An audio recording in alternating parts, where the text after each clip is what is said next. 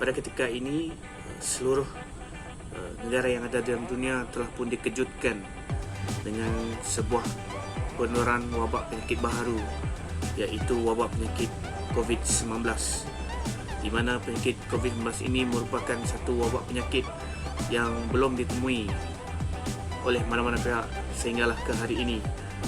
Wabak penyakit COVID-19 ini telah pun bermula di sebuah bandaraya di China, iaitu di Bandaraya Wuhan, dan wabak penyakit ini telah pun merebak ke seluruh negara yang ada di dunia dan memberikan impak yang sangat-sangat tidak baik. Apatah lagi ia melibatkan negara kita sendiri, iaitu Malaysia. Malaysia telah pun mencatatkan sebanyak 8,000 lebih kes yang melibatkan positif COVID-19 dan juga telah pun melibatkan 123 kematian. Oleh kerana itu, Malaysia telah pun menjalankan pelbagai langkah dan juga cara yang terbaik untuk menangani dan memberhentikan perebakan wabak penyakit ini. Antara yang dilakukan oleh Malaysia ialah dengan melakukan Perintah Kawalan Pergerakan PKP, di mana seluruh rakyat dihadkan untuk bergerak ke satu kawasan dan ke satu kawasan lain dengan tujuan untuk mengelakkan wabak penyakit ini daripada terus merebak.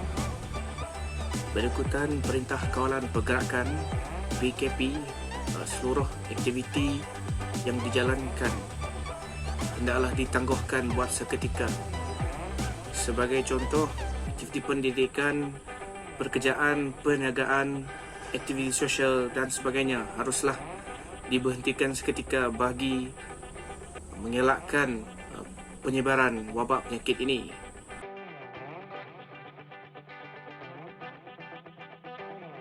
Apa itu psikologi sosial?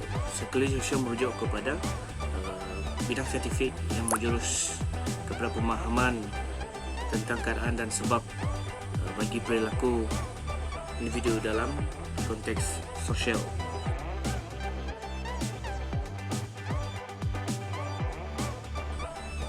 Di sepanjang Perintah Kawalan Pergerakan ini, saya menggambarkan keadaan saya kepada dua keadaan, iaitu keadaan yang positif dan negatif.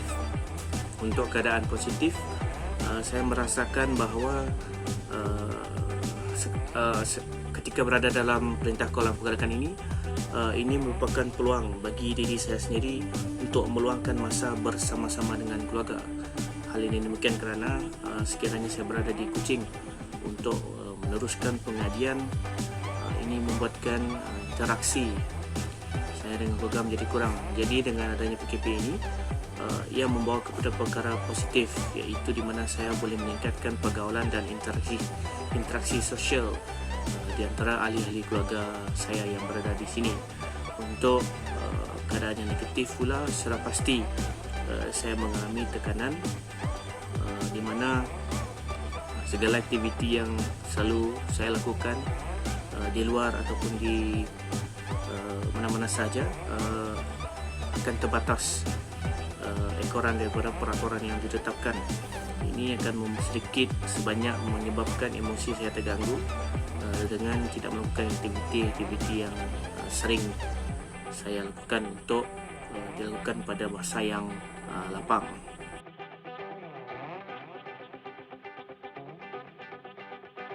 Bidang pendidikan merupakan bidang yang harus ditangguhkan buat seketika menjelang Perintah Kawalan Pergerakan PKP ini dijalankan.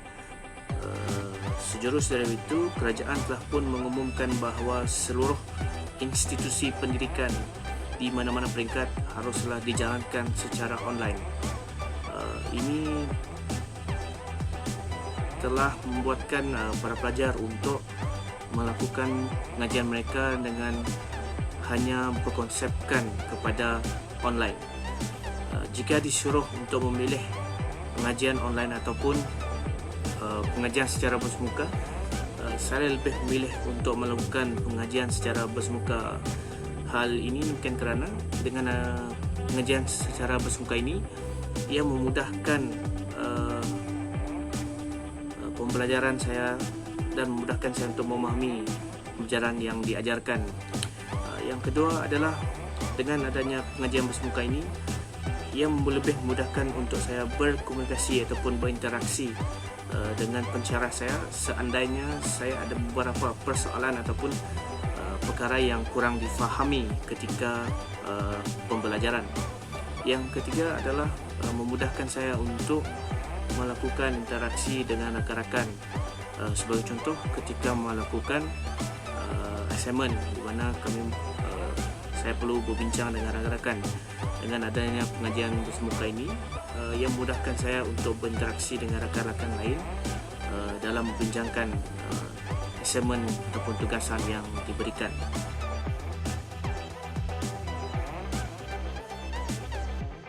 Sepanjang tempoh pandemik ini, apatah lagi dalam Perintah Kawalan Pergerakan, kehidupan sosial saya adalah bergantung kepada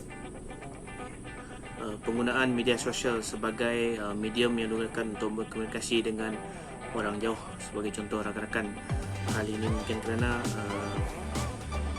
interaksi sosial yang dilakukan seperti kita dahulu, iaitu dengan secara bersemuka, agak terbatas ekoran penularan wabak penyakit ini dan juga peraturan yang telah pun ditetapkan di sepanjang Perintah Kawalan Pergerakan.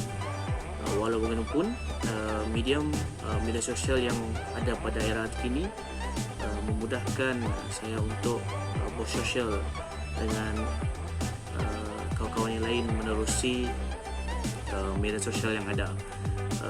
Selepas tempoh pandemik dan PKP ini, walaupun sekarang ini masih lagi berlaku penularan dan perebakan wabak penyakit ini, kehidupan sosial saya agak terbatas juga kerana kita tidak lagi boleh untuk bersosial seperti dahulu. Hal ini setiap yang kita lakukan di luar sudah pasti akan mendatangkan kerisauan terhadap diri sendiri, kerana kita risau akan dijangkiti ataupun terkena wabak penyakit ini. Jadi setiap aktiviti sosial yang kita jalankan di luar, termasuk diri saya sendiri, akan merasakan perkara itu haruslah dilakukan dengan keadaan yang berhati-hati dan juga berjaga-jaga bagi memastikan diri sendiri tidaklah terdedah kepada jangkitan wabak penyakit COVID-19 ini. Sekian saja dari saya, terima kasih.